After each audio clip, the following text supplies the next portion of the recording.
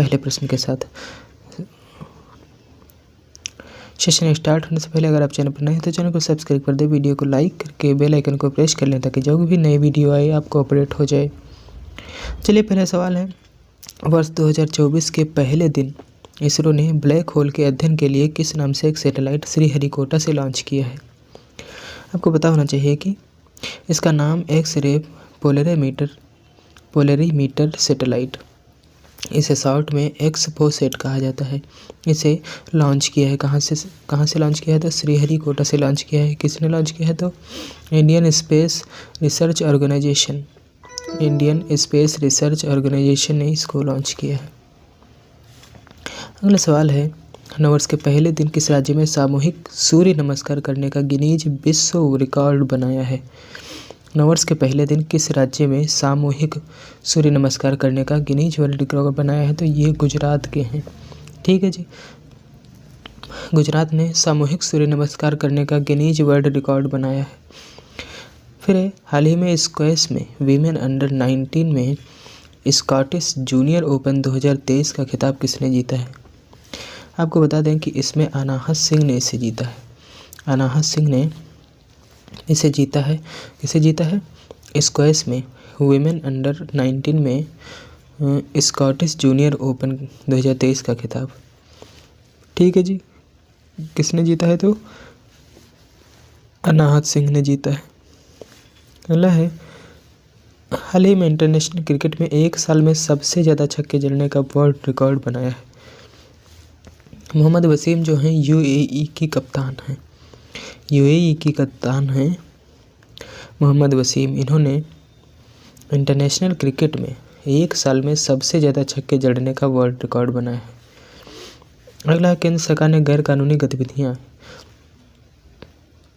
यानी रोकथाम अधिनियम यूपीए 1967 की धारा 3 फर्स्ट के तहत जम्मू और कश्मीर के किस संगठन को गैर कानूनी संघ घोषित किया है। तो जम्मू कश्मीर का कौन सा संघ है तो तहरीक-ए-हुर्रियत TEH तहरीक-ए-हुर्रियत को गैर कानूनी संघ घोषित किया है। ठीक है, किसने घोषित किया है? केंद्र सरकार ने। ये कानून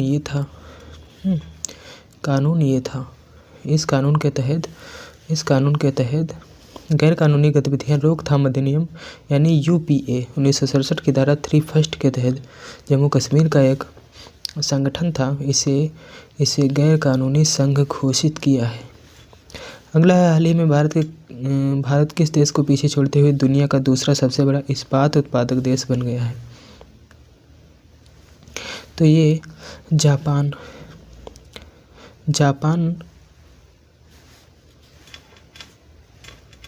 भारत जापान को पीछे छोड़कर अब सेकंड स्थान पर आ गया है। यहाँ पर अब आ गया है इंडिया। ठीक है, और फर्स्ट नंबर पर अभी भी चाइना है। चाइना सबसे बड़ा इस्पात उत्पादक देश है, दूसरा है इंडिया। ठीक है, पहले दूसरे नंबर पर जापान था, अब इंडिया है। हाल ही में दक्षिण कोरियाई कंपनी हुंडई मोटर ने अपना ब्रांड एम्बेसडर किससे बनाया है।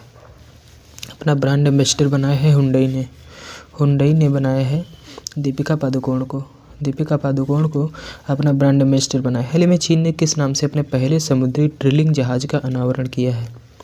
तो मेग जियांग इसे अपना पहला समुद्री ड्रिलिंग जहाज इसका अनावरण किया है। पहला ड्रिलिंग जहाज के रूप में इसका अनावरण किया है। हाल ही में RBI ने घरेलू स्तर पर वित्तीय प्रणाली के लिहाज से महत्वपूर्ण बैंक किसे घोषित किया है। किसके हिसाब से? वित्तीय प्रणाली के लिहाज से हैं, घरेलू स्तर पर वित्तीय प्रणाली के लिहाज से महत्वपूर्ण बैंक घोषित किया है। एक है SBI, HDFC और ICICI 3 बैंकों को घोषित किया है महत्वपूर्ण बैंक। हाल ही में फाइड विश्व रैपिड शतरंज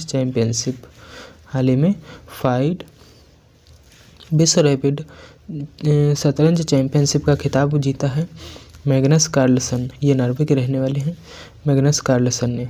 ठीक है जी, विश्व रैपिड शतरंज चैंपियनशिप।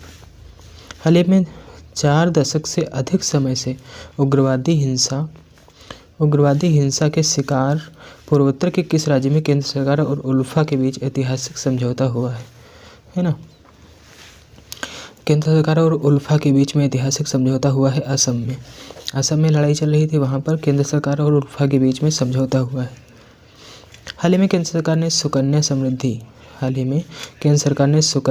समृद्धि योजना SSAS पर ब्याज पिछले 8% से बढ़ाकर अब कितना कर दिया गया है? तो सुकन्या समृद्धि खाता पर 8% से बढ़ाकर 8.2% ब्याज या इंटरेस्ट कर दिया गया है। ठीक है, इंटरेस्ट कितना कर दिया गया है? तो 8.2%।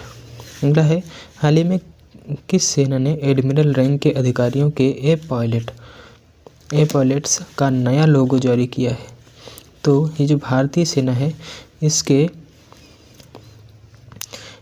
सेना ने एडमिरल रैंक के अधिकारियों के पायलट्स का नया लोगो जारी किया है। फिर समरकंद उज्बेकिस्तान में आयोजित महिला विश्व रैपिड शतरंज चैंपियनशिप 2023 में रजत पदक किसने जीता था? तो फर्स्ट ने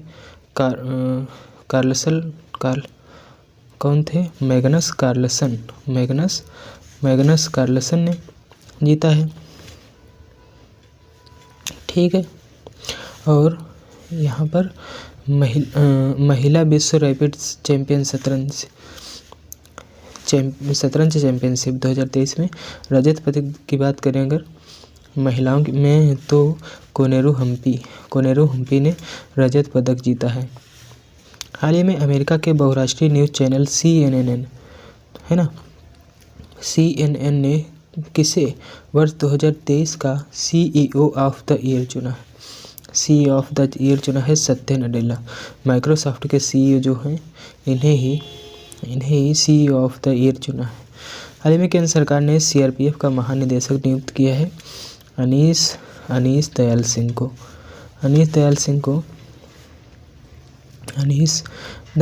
को CRPF का नया महानिदेशक चुना है। ठीक है, CISF की पहली महिला महानिदेशक यानी डायरेक्टर पहली महिला महानिदेशक कौन बनी है? तो ये नीना सिंह CISF की पहली महिला डायरेक्टर जनरल बनी है। केंद्र सरकार ने ITBP का महानिदेशक किसे नियुक्त किया है? तो केंद्र सरकार ने राहुल रसगोत्रा को ITBP का नया डायरेक्टर जनरल नियुक्त किया है। हाल ही में केंद्र सरकार ने अग्निशमन सेवा, नागरिक सुरक्षा और होमगार्ड का महानिदेशक नियुक्त किया है। किसे नियुक्त किया है? तो विवेक श्रीवास्तव को नियुक्त किया है। हाल ही में केंद्रीय मंत्रिमंडल ने न्यूजीलैंड के किस शहर में भारत का महावाणिज्य दूतावास खोलने को मंजूरी दे दी है? तो ऑकलैंड ने भारत का महावाणिज्य दूतावास खोलने को मंजूरी दे दी है।